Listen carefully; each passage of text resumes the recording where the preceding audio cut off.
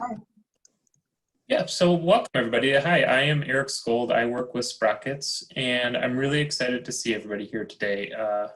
My excitement is tempered, sort of recognizing the challenges that we're all facing. The young people and the families that we work with are facing a great amount of challenges in dealing with COVID-19 and all of the other societal challenges happening right now. And I know all of our work has been and that that we're learning to work in different ways and working in different places and doing many different jobs, and so it's been a great challenge. But it is really nice to see you all and have an opportunity to connect and hear about. So we're excited to regroup and gather today. We want to have an opportunity to share a little bit about the work that we all have been doing, and what some of the successes in the work we have been doing have been, and how we can build off that and continue to provide much needed support to St. Paul's youth. And then we also want to share a little bit about what Sprockets is thinking about for supporting programs as we move into the fall, and really have that be the beginning of a conversation about how we can best support your work and provide you with and connect you to resources that you might need.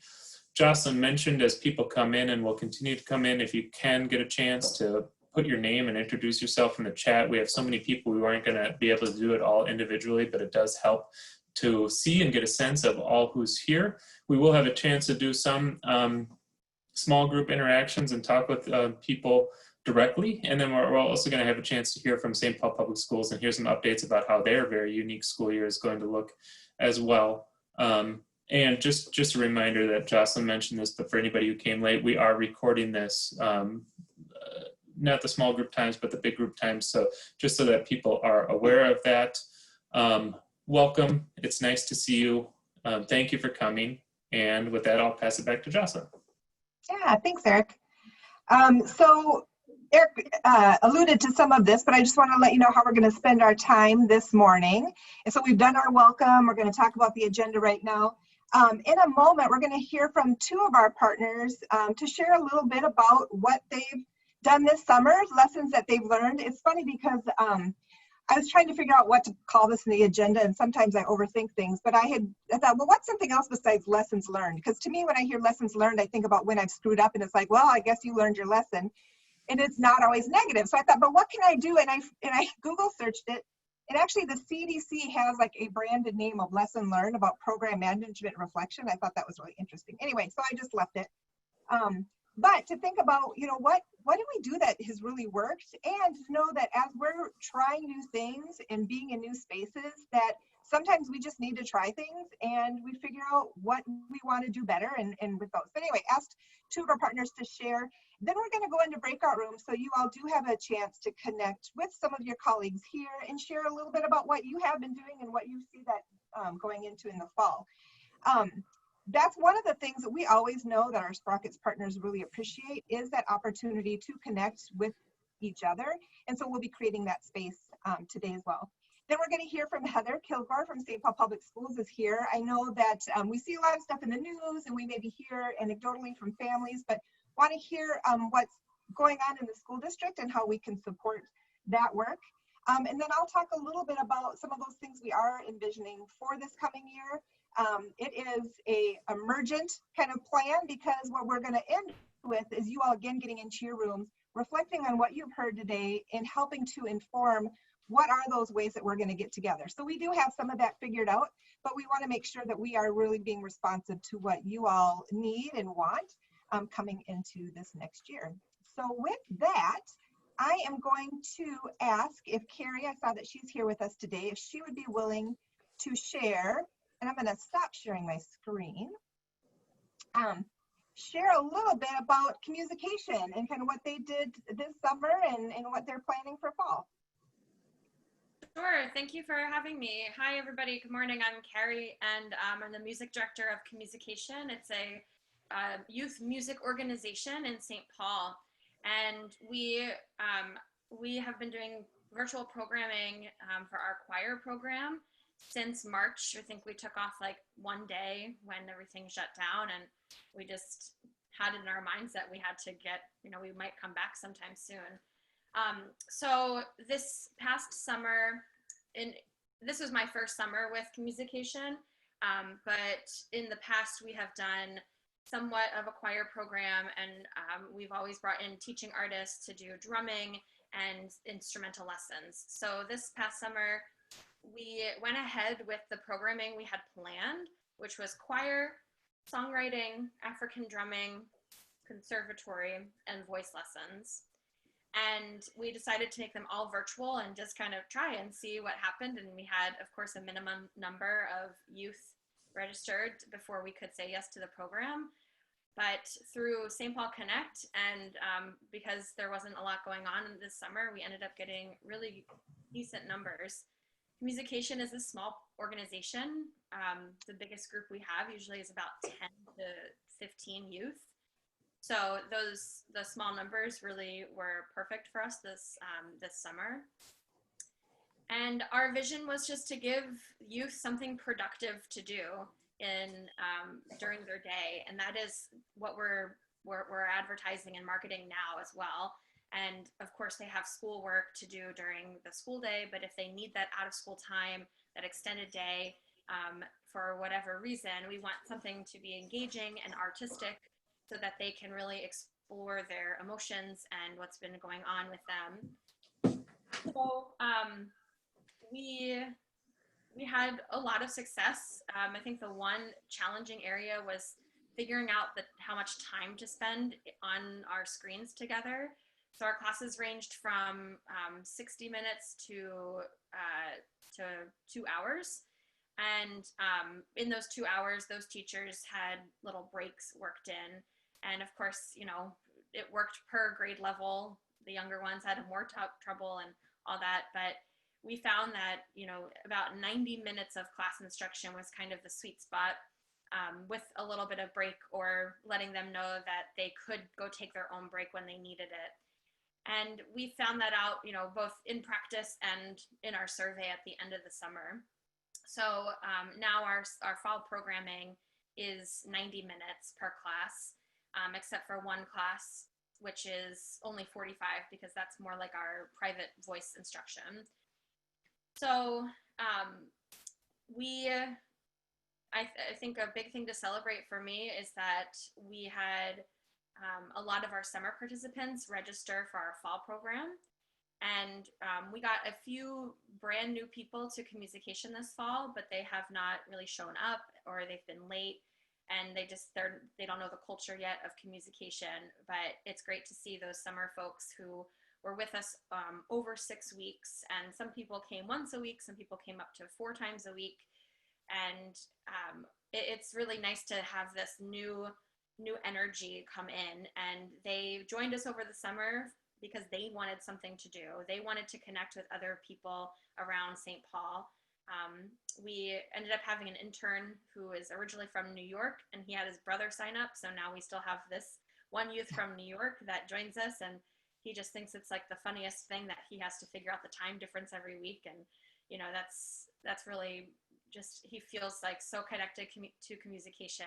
So we're trying to figure out a way to keep him involved when we do go back in person at some point. So, and I think the biggest thing too is that we learned that we should just scale down for the fall, and and I'm really glad we did, because we went from having 5 programs over the summer to 2 programs right now, and I think that was the right choice. Thank you, and I really appreciate a lot of what you said, but I think about the fact that you still did a survey. We're going to be thinking about in the fall, how do we still get connected and get feedback, and using the anecdotal experience to say, is this long enough? How do we have breaks and those kind of pieces? But then actually confirming that with some more unstructured data is really helpful. And that you all just did it. Like, you didn't know what to do, but you're going to just go ahead and do it, and knowing that it is a little bit of trial and error, but it's exciting to hear that you're ready to go for fall as well. The other person I asked, and we'll share everybody's information. And I should note that in a follow-up email, everything that we talk about today, I'm going to have, it won't come till next week, but a lot of the details and links and information, because you may want to connect with folks afterwards. So I'll share everybody's contact emails, all of that kind of stuff afterwards. But next I'm going to invite Shayna to talk a little bit about Right Track, and how they shifted for the summer and what they're looking to do going forward. If we only knew exactly what we were going to be doing going forward. Hi everyone, I'm Shane Abraham. I work for St. Paul Parks and Rec with the St. Paul Youth Commission and Right Track. So for those of you who don't know, Right Track is the city's youth employment and training program. Generally, most summers we hire and place about, well, this summer we're hoping to do about 900 to 950 young people across the city in various internships, either paid for by the city or by our partners. Clearly that didn't happen. Just like all of you, we had to figure out how to adjust. So the first thing we did last spring, we were in the middle of all of the training and everything we normally do in March. We reevaluated our goals. So Right Track has our 4 primary goals, and we said, well, do those goals make sense for the summer with everything that's going on? So our goals were generally the same, but maybe the priority and the emphasis was a little different. So we had access to money that could only be spent by giving it to young people for participating in the program. So it was really important to us to figure out how to make sure that that money we had available to us got into the community and into the hands of the young people and their families. So that became our highest priority. And then we wanted to make sure that young people were connected to the community and that they felt a connection to something. And then our third priority for the summer was that they develop some skills and learn something, which is a little backwards. Again, they were all priorities. We just made an emphasis on the first 2 that maybe we normally make an emphasis on the third one. So what that resulted in was we ended up with about 200 young people who actually still had an internship this summer, either doing remote work or in-person work or some hybrid of the 2. And then the biggest change for us was that we created a 6-week online professional development experience that was nothing we had ever done. So basically what ended up happening was a young person who was eligible for the program was now eligible for the online development opportunity.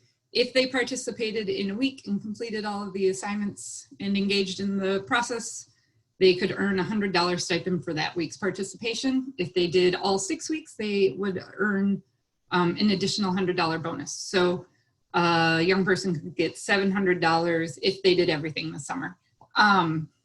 We had about 550 young people sign up for the program, and over 500 young people earned at least 1 week of a stipend, and about 400 actually completed all 7 weeks. So we were pretty excited with those results. But just to kind of go back to what that was like. So I think the biggest, like the online piece was definitely the biggest challenge for us, the biggest learning opportunity. We had no idea what we were doing. We've never done online stuff. We knew that we wanted to be doing better training in general for the program, but this was a totally new experience. So we made a lot of new friends within the city of St. Paul to help us figure out how to make things happen, from payroll and the finance department and OTC, which is the tech department. There were a lot of people that helped us through this, and I think they helped us because we asked for help, right? Like we weren't afraid to, as a team, we were just like, we don't know what we're doing. I got to pick out a learning management system. I didn't even know that was words that people used before all of this happened. And so I think like as a team, we were all willing to just be like, oh, I have no idea, but let's figure it out. I think the most impressive part of what happened this summer was that we were able to hire job coaches who came from the Como Education Department and from some of the rec centers around town. So people within parks. So we got these really qualified youth workers to come help us, but they only started 3 weeks before the program started, and we didn't have any curriculum made yet. We hadn't actually talked to all of the young people yet. We hadn't done any of that. And so in 3 weeks, the job coaches helped us figure everything out. So we developed 6 weeks of curriculum and an orientation plan. We all learned how to use the learning management software together. We collected payroll paperwork for over 200 young people. We engaged 700 young people. We collected W-9s electronically for 500 and some young people. We made all of those young people vendors in the city. We realized we forgot a major component that we promised to one of our partners at Urban Roots, and then they were gracious enough to help us come up with a new plan to help them out. Right, like there were a whole lot of things that happened in that 3-week period, and the only reason it happened was because everybody was like, well, let's figure it out, right? So we were just super, super lucky to have these job coaches who really pushed us and asked us all the right questions. We had the shell of an idea. Well, we'll train them and give them money for training. And they asked us all the right questions. Maybe it would have been nice if we had had them 4 weeks earlier asking those questions. So they didn't necessarily all come at the right time, but they definitely asked us the right questions and helped us move forward. We met pretty regularly. It was also just this really interesting experience because almost all of our job coaches were Parks employees, but I hadn't met all of them, hadn't met most of them, right? And so developing that team and that ability for the team to push back on us was really important as well over the summer. So I think that our program managers, Dan and Nardos, did a really good job of creating an environment where all of the job coaches felt like they could just be like, no, wait, that's not gonna work, or how does this work? But I think also over the summer, we just listened. And when somebody told us that they needed something, we figured out how to make that happen. At one point during the first week, they were all like, we are never gonna be able to do this every week. Like you have asked too much of us in a week. So then we just asked for more help from the Parks Department. And luckily we come from a big department where we were able to be like, yeah, there's some resources here. We can borrow these people and help that out. But really that's the reason this all worked, was because so many people were willing to help. And our team at Right Track were just all super excited to try and figure out how to get this money into young people's hands and help them stay connected. That's great, Shana. I mean, you can take another minute if you have it wrapped up, but. I was just going to say, moving forward, we're still making plans for the school year. And then I think the one thing that we did learn is that, like, this online training piece that we have, there's a place for it in Right Track moving forward. We don't know exactly what that looks like. If maybe in the future, the young people who don't get jobs will be able to do this other opportunity or something like that. But we're excited to start actually reflecting on everything that we did this summer so that we can build and learn on it for the future. Thanks. Yes, thank you. I think a couple of the things that stood out to me is that asking for help, right? We have like leveled the knowledge field in many ways where supervisors who maybe have been doing their work for a long time haven't done this before. And so how do we come together and just say, we all don't know, who knows what parts, and how do we pull this together for something bigger? And I know for like with the city, you do have access to be able to tap into those great resources. And as a network, we don't all have that directly, but that's what we hope our network can be, is how do we tap into those ideas and expertise to learn and grow with each other. So with that, I'm going to transition us to our breakout room so you all have a chance to connect and talk and share a little bit, similar to how Carrie and Shana have done here. And so when you go out to your breakout rooms, I'm going to send you out, you'll have, I think, about 4 or 5 people per room. We're going to have about 12 minutes in that breakout room. Ask you to introduce yourselves and share with each other what have been some successes that you've experienced implementing program that you're going to bring into the fall. It might also be what are the challenges that you're figuring out how to adapt for the fall. What I will also ask is that you identify one person just to report back briefly when we come back together. What was one idea that was shared in that group that you think other people would be interested in hearing? So with that, I am going to send y'all out to your rooms, and we'll see you back here in about 12 or 13 minutes. And so welcome back. Hopefully that was enough time and not too much time. It's always kind of hard, but it's a really great opportunity to get connected. If you need more time, again, you'll be able to follow up with each other afterwards as well. But I would love to be able to hear just one quick share out from each group about something that they thought other people might be interested in hearing.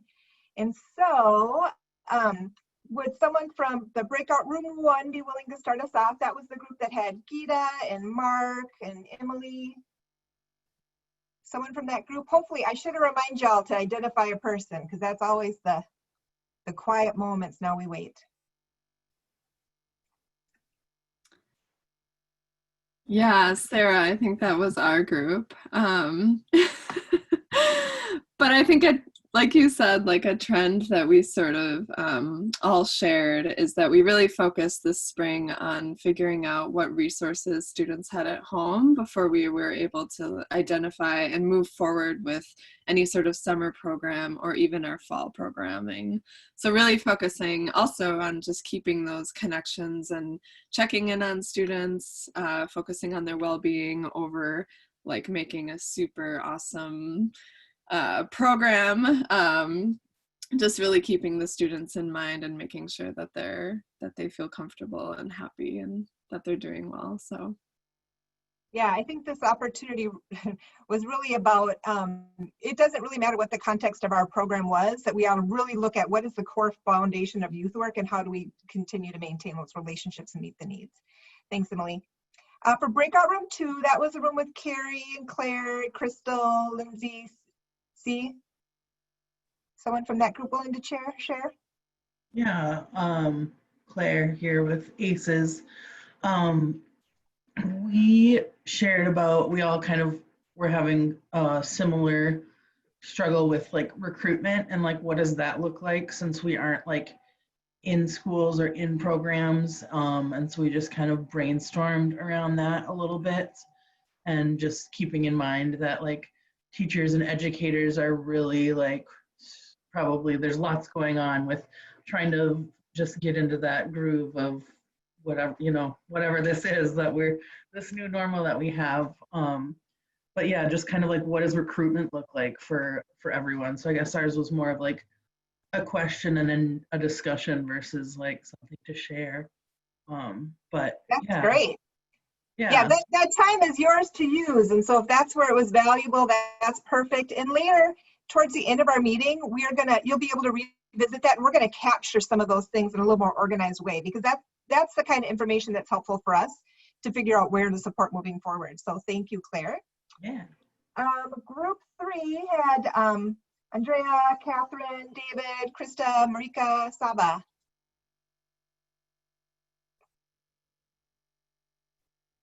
I nominate Saba. Would you accept the Sorry. nomination? Got you. Okay, so yeah, my name's Saba with Urban Roots.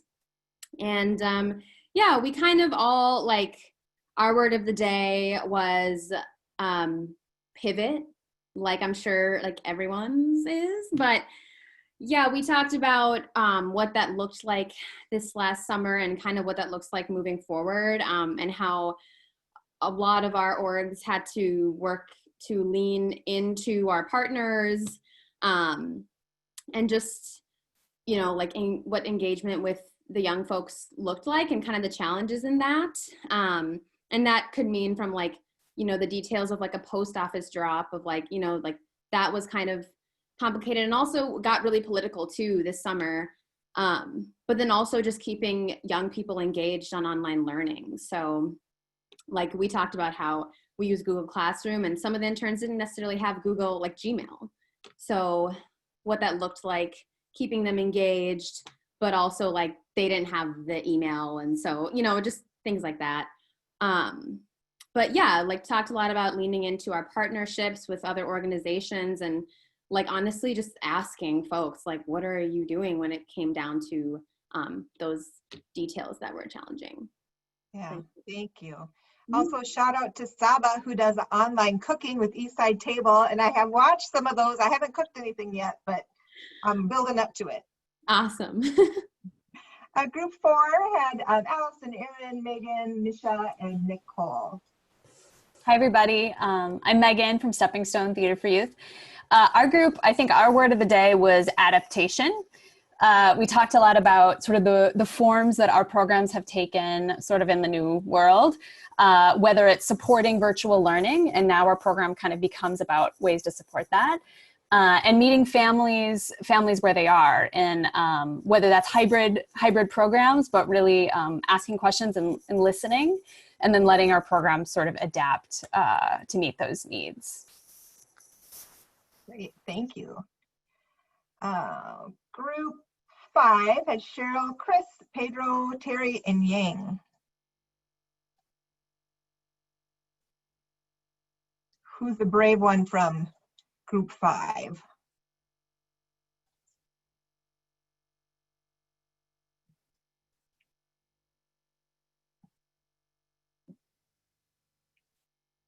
Anyone? I can share. It's just a lot of us kind of talked about how our program structure, and going back to what was just mentioned about like the adaptation, like how we have to shift and assess the needs of our program, and having to assess that constantly over the summer, and then now having to adjust that for the fall, since a lot of our partnership was with the school, and now, you know, with the school having are feeling very overwhelmed with the distance learning, and so now kind of transitioning to having to do our own things. So that's kind of some of what we talked about. Yeah, even if we feel like we figure stuff out in the summer, things shift again when the school year starts, and the context shifts again too. So that is a real thing, absolutely. Group 6 had Diane, Gabby, Kelly, Shayna, and Tanya.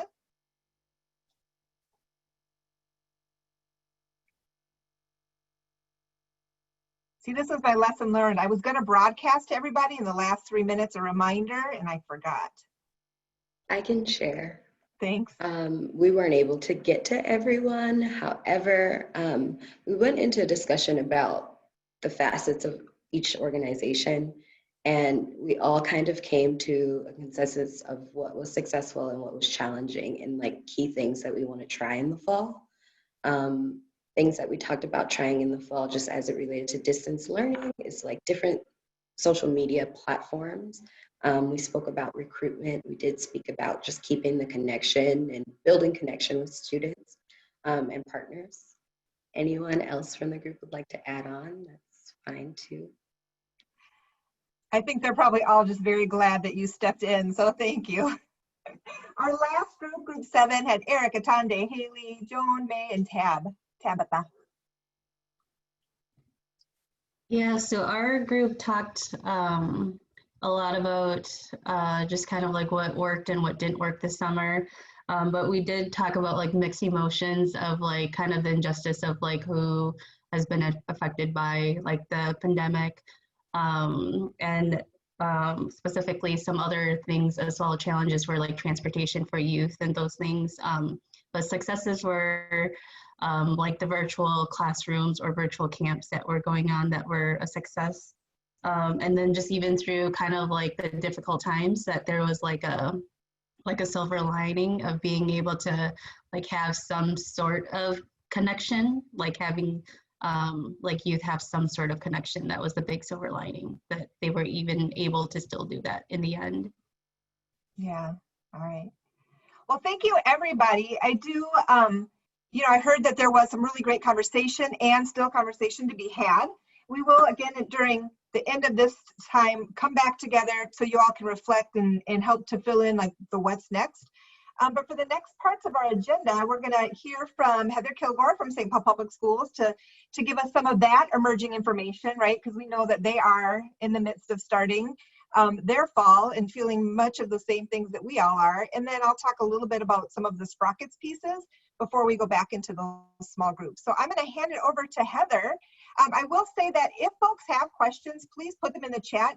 It is likely we're going to let her talk and give us information. Some of those we might be able to touch on, but the reality is that's going to probably be some of the follow-up as that information continues to come about as well. So again, encourage you to put questions in the chat. We might not get to them now, but we'll do some follow-up as we can. Okay, Heather, go ahead. All right, thanks, Jocelyn. So do you think I could share my screen just so that I have some visuals? Yeah, absolutely. I just have 4 slides and one of them's a title slide. So nothing too scary, friends. Yeah, please do. All right. So let me putz just for a minute to make that magic happen, friends.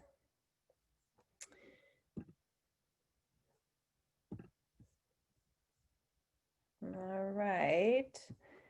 And here we go.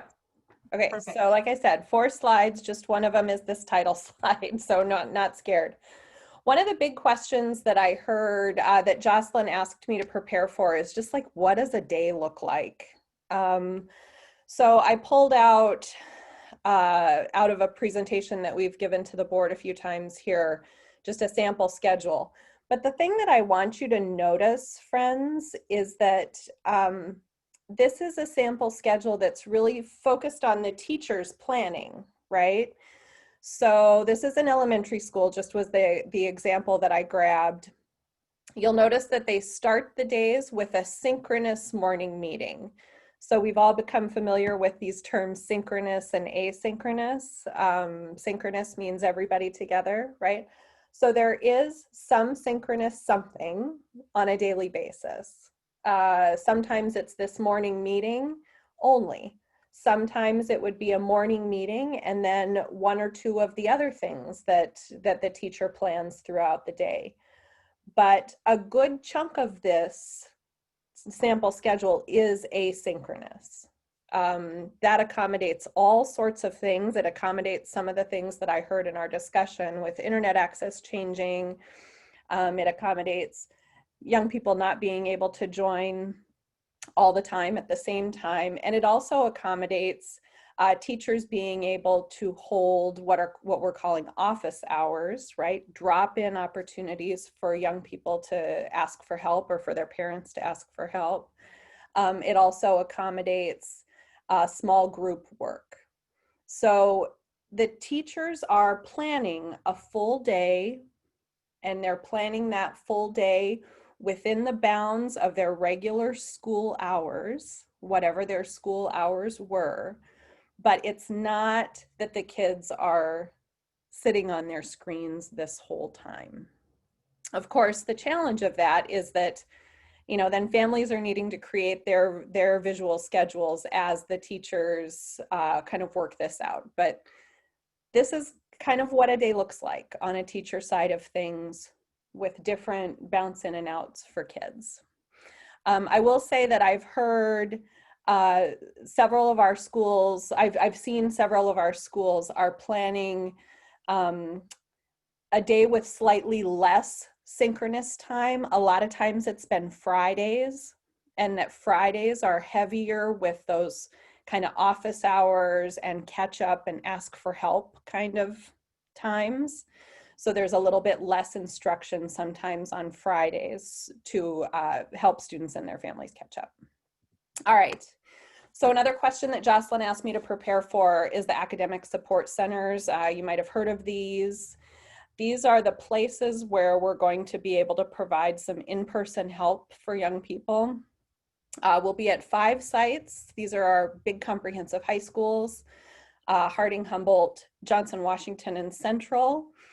We will be accommodating, though, pre-K through grade 12 there, you know, making the spaces work okay for young people, moving some furniture around for the little ones, things like that. These are referral and appointment based. And as some of you might know, certainly my city and library friends, we will have some pre-K only centers also at libraries. That are a little bit more family focused, right? So the academic support centers that the district is standing up are student focused. We will transport students there, or families certainly can transport their children, but the intent is that the young person comes in and receives some one-on-one or small group support in their academics. The pre-K centers at the libraries are going to focus a little bit more on providing family support, as well as, of course, access to the resources of the library.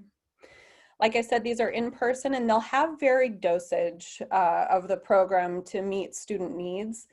So if a young person really needs just once a week, let's check in, let's lay out your schedule, let's see if anything's missing, that's okay.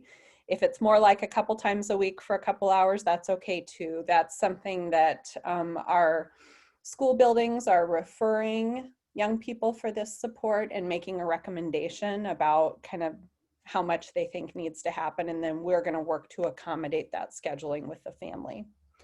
Our hours are from 7:30 a.m. to 6 p.m. and we will have technology support, healthy snacks, food, also the ability to pick up food boxes, as well as health support on site. Then one more slide to rattle through a couple things, and then I'll just pause for some, so I can peek back over at the chat for questions. So other things that I've heard lots of questions about are technology access to our district devices, our iPads. Very similar to the summer, there is a process. If your program is an existing kind of school day partner of the district and you haven't yet gotten that Google Meet access figured out, just let me know, and we've got a process for that. We can certainly, similar to what we did in the summer, we can figure it out if that platform really worked for you to provide your programming to young people in the out of school time. That's cool, we can figure it out. It'll be a very similar process to summer. So in fact, I don't believe that we turned off the approved list. So you very likely, if you went through the process this summer, you probably still have access. Learning materials, we've had a lot of questions from partners about, what do young people have in their homes? We, as part of our distance learning planning, we have identified home learning kits for all of our students and used some of our CARES Act funding to purchase those. I believe that they come phased because, of course, this is buying a lot of school supplies, friends. So I believe that the ones for the little ones are coming, our pre-K or K through 2 are coming over the next week or so. And so there will be some distribution events and then kind of phasing up. Unfortunately, we weren't able to do that in August, actually, just because of how the money came to us. So of course we would have wished for that to be available before school started, but we're going to be about a month in before we get everybody their supplies. Partners have asked me a lot about outreach and recruitment. How can I get information to families? Because you typically either went through our flyer process or did more kind of in-person recruitment flyering, either at the schools or somewhere else. So we will be opening up our flyer process starting October 1st, or that week. Forgive me, it's somebody on my team, but that week of October 1st. And we're just transitioning to an electronic delivery. So we're standing up a web page and a subscription email, so that when you submit your flyers, we will approve them just as we always have, and then list them on the web page, as well as do a weekly email for families. Wanted to let you know about our hybrid transition planning. There are a couple of dates that we've committed to. One is actually next week. So next week, the district will be making a decision about any transition into hybrid that would be in effect on October 19th. So that's basically after that MEA break. Then our next kind of date marker is October 14th. And that would be us making a decision about a transition after Q1 ends, which is on November 16th. So you'll be seeing news about that, about how we would be dealing with those transitions at those two kind of date markers. And of course, then there will be another set of date markers. Just know though that it's not a all or nothing proposition. We have some phases of hybrid. So it's possible, for example, that we would say next week, we're going to transition into hybrid, but only for our phase 1 sites. So in that case, it would be our special education sites. So a very small set of buildings, or it might be special education sites plus our pre-K through grade 2. So I know my slide isn't great here, but I did list out the 4 phases. It's those special education sites, our primary, our littles, pre-K through grade 2, 3rd through 5th grade, and then our 4th phase would be the secondary students. So looping back to the academic support center, that's actually why our academic support centers are in our high schools, because our high school students will be the last ones to go back to hybrid. Finally, the on-site guidelines and possibilities for our partners in hybrid is coming. We're actually just working on that guidance right now in preparation for next week's possible transition.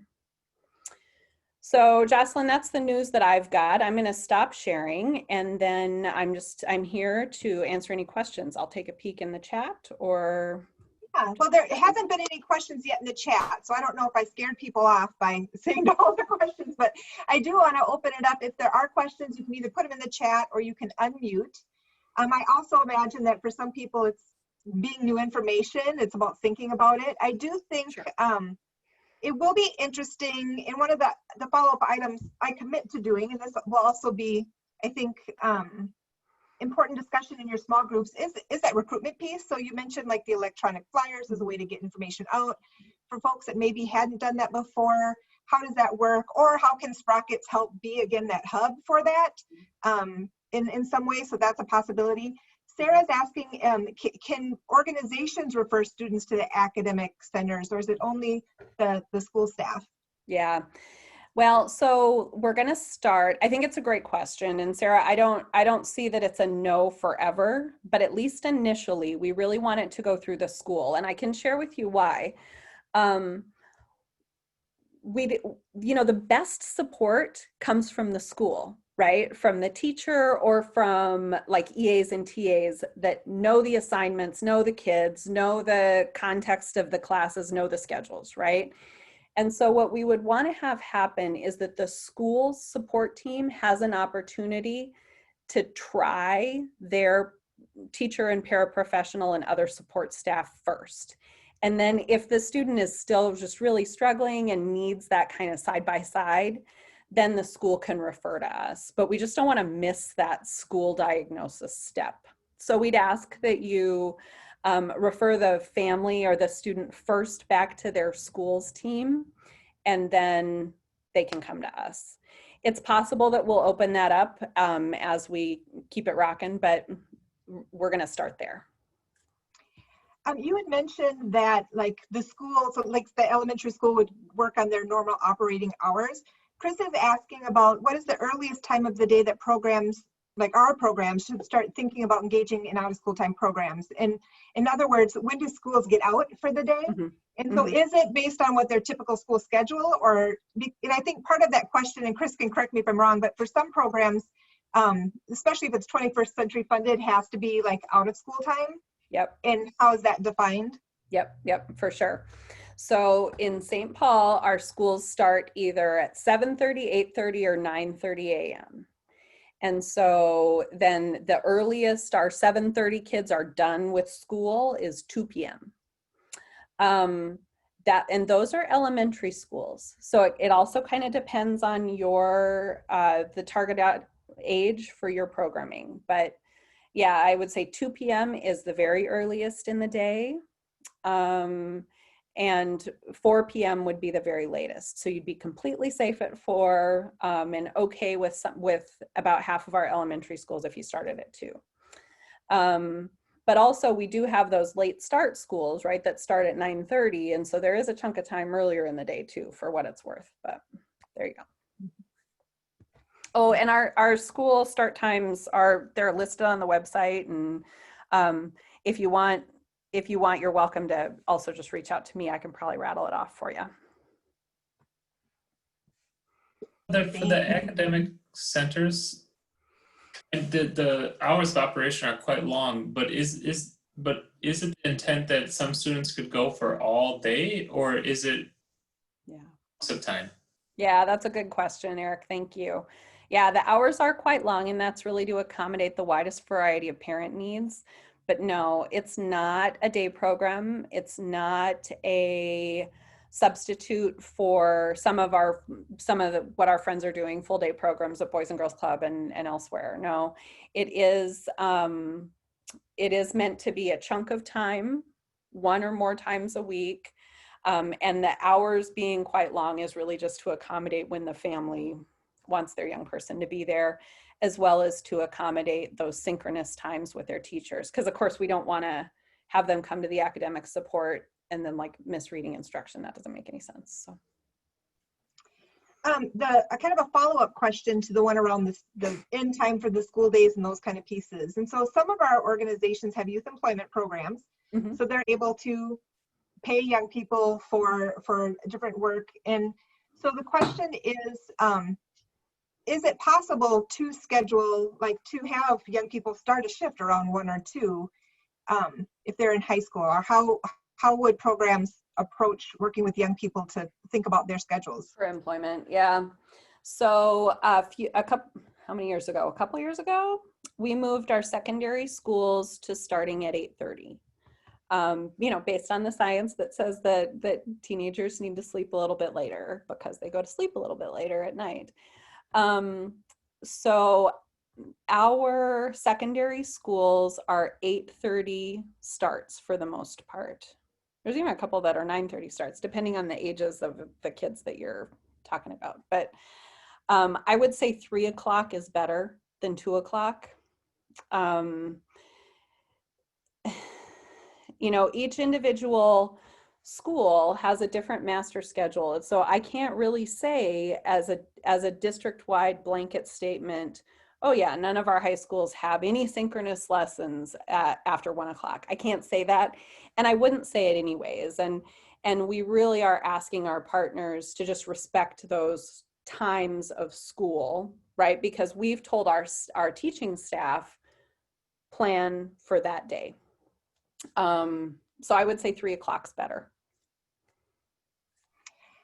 Are there any tips or things that you can share with us in terms of how can out of school time best support young people as they're distance learning? It might be a little bit early for me to answer that. And also we haven't yet gotten feedback from our young people yet, right? I mean, we're on day, what are we on, 8, right? And very intentionally, the district planned our first 2 weeks being about access and connection. We knew there would be technology issues. We knew that, if you're brand new to SPPS, and a lot of people register on the first day of school, right? We got to get you your iPad, we got to get you your class schedule, we got to get you hooked up, right? So these first 2 weeks are really about getting us to 100% access and connection. And that's what we're striving for. And we're getting there. So I think we kind of turn next week to a little bit more of the understanding about what kind of support is needed. But I'll tell you, in my office, we staff what's called the district parent helpline. So parents can call us and like pull out their hair if they need to, or they're just really stuck and need some help. And we've heard a few things. One is that we've heard that helping young people kind of build out their visual schedule and just helping them know how to be there at 10:30 when they're supposed to be there, right? A lot of parents are struggling to give that guidance, and a lot of parents are really finding that it's creating some like power struggles in their house that they don't want to get into, right? And so I think that that's a place where our youth serving partners could be really helpful, helping young people problem solve around that, helping young people to see why that's necessary in this environment and why it's a great skill anyways. Because of course, youth workers can do that in a different way than mom can, right? So that's definitely one area.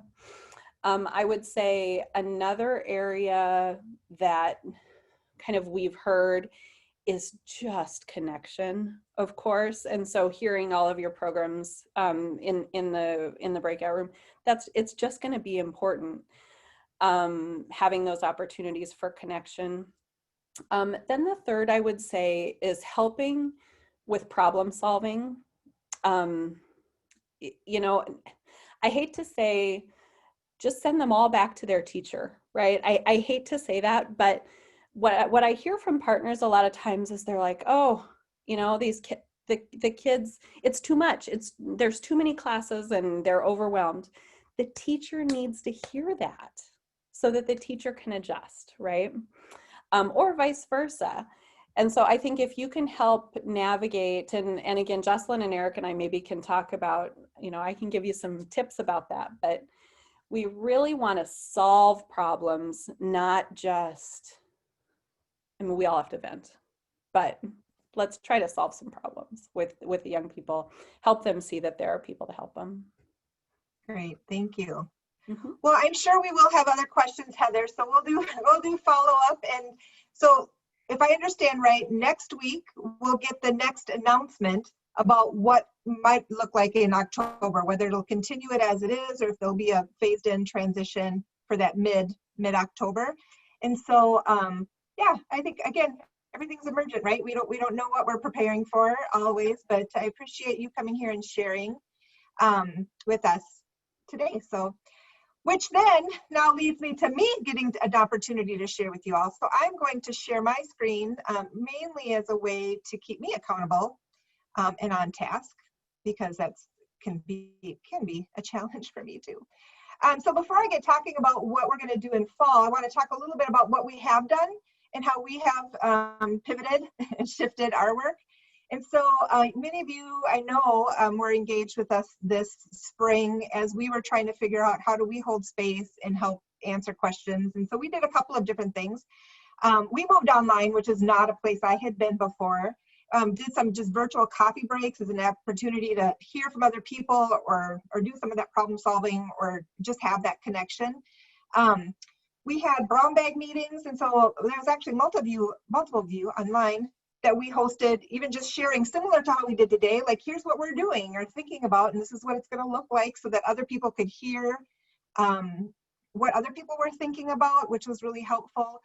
We also did multiple online trainings. A couple of them towards the end I have recorded, and so I'll send out a link if you had missed those or wanted to look at those to be able to share out. And part of those videos also include some work we did around moving online. So we had some youth workers who were going through transition, having been furloughed, providing some trainings back to other youth workers. And so those are online as well, and did some healing circles, which weren't recorded because they're healing circles, but some different things that we tried to do in an effort to support programs kind of during this time.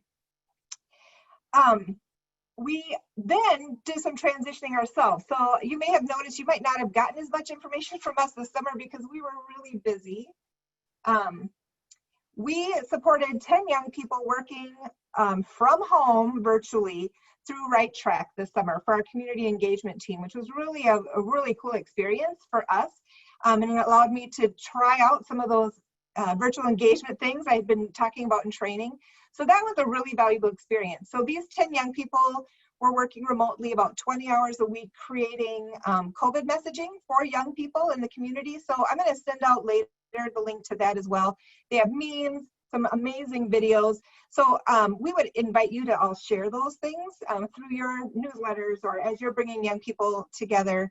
Just a reminder about how to stay safe during COVID. And so that was a big project that we just wrapped up a couple of weeks ago. But now we're gearing up back into the swing of things with our fall plans. And so a couple of things I want to talk about, and I will send follow-up stuff. Again, some of the things we have like save the dates for, we don't have all the descriptions for, but it is all coming together. And we are going to be hosting our activator cycle this year again. And so for folks who aren't familiar, that's our continuous program improvement cycle where we help just provide a framework or some light, low stakes accountability for partners to think about what data are we collecting and how are we using that for improvement. Just like all of our programs, our activator cycle is also going to look different. We know that right now it is going to be more like a choose your own adventure. There's a lot of opportunities that are going to be available, and programs are at different spaces. We are thinking about assess, plan, and improve, but instead of doing that over the calendar year, there needs to be right now more than ever a more rapid reflection process. How are we doing things in little bits and thinking about what we're doing, where we want to adjust, some of what we heard even today in some of those testimonials. And so we are going to have our kickoff, and we're doing a lot of the work this year. That's one of the silver linings, again, around being virtual, is that we're able to partner with our other system partners in ways we haven't before. And so Sprockets, along with Ignite, the Minneapolis Youth Coordinating Board, the United Way of the Central Minnesota, and University of Minnesota Extension. So we're all coming together to do this kickoff to really start thinking about, yep, what does the improvement cycle look like when we're in times that we've not been in before, and to kick that off. And then we've already started drafting out a lot of different just mini workshops that'll be available throughout October and into November that will help to, again, fill in the blanks where people are looking. So I know we use YPQA. We are going to again support it this year, and we're going to have a modified version. So if you wanted to do a self-assessment of how your virtual space is, that you'll have the opportunity to do that. So one of the sessions will be around how do you do quality observations in virtual or hybrid spaces. So that'll be one piece. We're going to be talking about experience data. We know that how young people are experiencing our program is always important. Again, how do we do that, not just with a survey that goes out, but in the moment or in the day or in the week, in ways that are engaging and can help inform the work that we're doing. And so all of those things are really important. We are going to have some workshop that is going to be with young people leading it around youth involvement in the program improvement. So a wide variety of things. The expectation is not that folks who decide to be a part of the activator cycle this year have to do all of those things. It really is what are you going to focus on? And I think we always talk about focusing on what's most important for your program right now and not trying to do everything.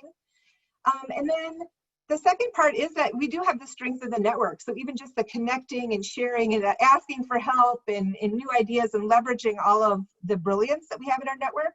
And so we have heard anecdotally from folks on things that they might be interested in. So let's have a gathering like this, but with people representing a specific neighborhood, you know, like what's going on in this particular community, how do we connect families to resources, whatever that is. So we've heard that as an interest. And look at my notes so I don't forget things. Doing, like our citywide meetings can be done virtually, like the things that we've done in the past where people are connecting on different themes. So all of that stuff is possible and we plan on doing it. What we need to hear from you all is what are the topics, frequency, how do you want communication? What are the ways that we can help contribute to the work that you're doing and connecting with each other? We also know that the landscape right now of youth programs in St. Paul is changing and how we do things and who's doing what. And so how can we help to both have a shared understanding of that together and also getting that information out to families. So whether it is, you know, our website was supposed to be redesigned this year and that's been put on hold.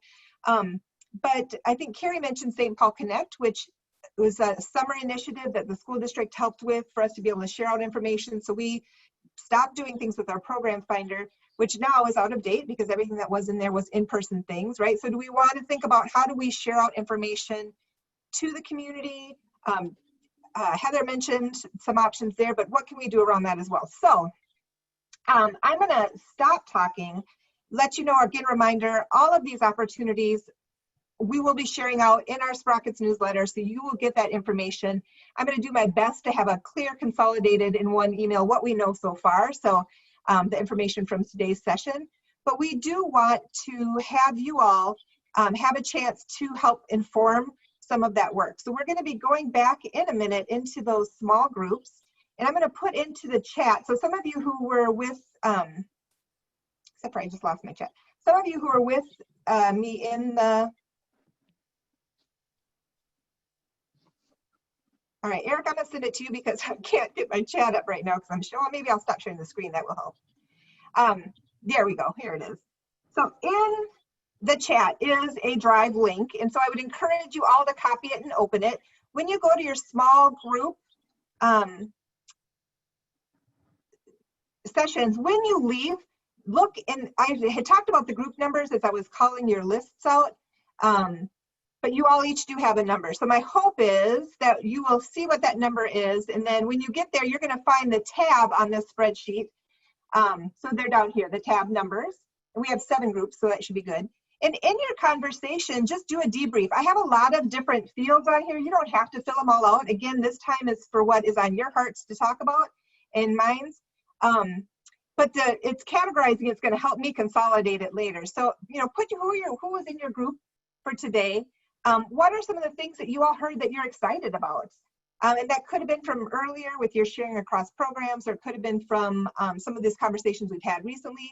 What do you need to think some more about? And what are some questions you still have? So those concrete, specific questions, especially if you have something that is very specific, put your name by it so we can make sure to follow up. But these are the things that I will help inform how I kind of get our follow-up information out.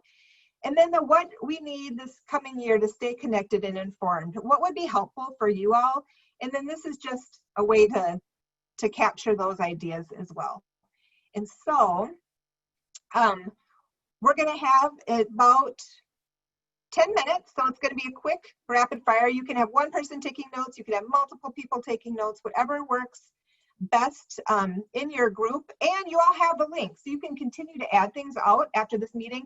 I guarantee I won't be getting to consolidating this until Monday, so if you want to spend some time this weekend, you can do that as well. So let me make sure I'm changing the time on here to 10 minutes. And then we're going to come back just to do a quick kind of reflection and close out. So I'm going to send you out. Don't forget to copy in the link, and we'll see you back here in about 10 minutes. These cutoff times are hard. Sorry, I know, but you know what that means though? It means that we want more time to talk together. So that's good. And so I will be sharing out, and I do apologize, I probably should have built in. There was a lot of things to put in there. You all still have that link. And so I do encourage, if there's other things that you're thinking about, please do continue to fill it out. And that is fine and wonderful to do, because I do think that there are a lot of things that people are thinking about and that desire to continue to connect. I'm going to throw a couple of links in the chat. Again, I will send these next week, but in case for those people who are excited about starting to check them out. The first link is the playlist to the workshops that we did earlier this spring. And so if you didn't get a chance to do those, just thinking about even this strategy and putting these Excel sheets and letting small groups and coming back together, those type of things. So those are out there. And I think we'll be doing more. It's just what are the topics that people want to have would be helpful. And the COVID messaging that our young people did, they are on our website now in 2 different places, under resources as well as one of the news items. But check them out because that's a lot of fun stuff. And as I mentioned, if you have an opportunity to share things with your young people, please do. And then the last link is to that kickoff. And so I'm going to send out information about that. To everybody again next week, more specifically. It has gone out from Ignite, but this will be an opportunity for us to join with other programs across the state to start thinking about how do we continue to have a reflective practice, even though right now, like sometimes we're like, I don't even know what I'm going to do tomorrow. And so how do we continue to make that really important, because it is new territory for us, and so wanting to make sure we create that space. Otherwise, looking at the spreadsheets, we've got a lot of things people are excited about and a lot of different ideas, some questions, and so continue to fill that out. We're going to collect those pieces and just continue to stay connected and get information out to all of you. So with that, I want to thank you all for coming, and am excited about connecting with you more. We're going to stay on for a few minutes, so if you have some specific questions that you have, please feel free to do that. Otherwise, enjoy your weekend, and we will see you online later.